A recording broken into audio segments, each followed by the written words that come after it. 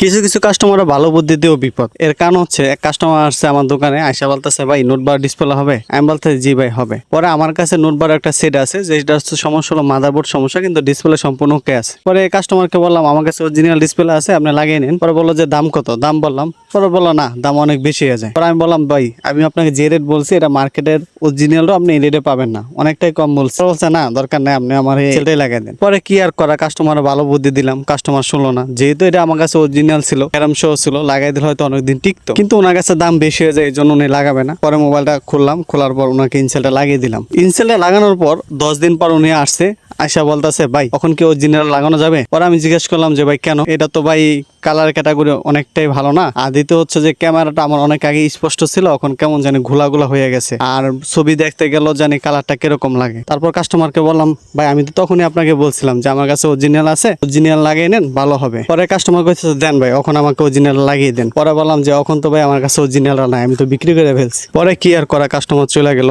এর জন্য কাস্টমার উদ্দেশ্যে এটা বলা, যদি আপনি কোনো টেকনিশিয়ান বাইরের কাছে অরিজিনাল ডিসপ্লে পান তাহলে চেষ্টা করেন অরিজিনাল ডিসপ্লে লাগানোর জন্য।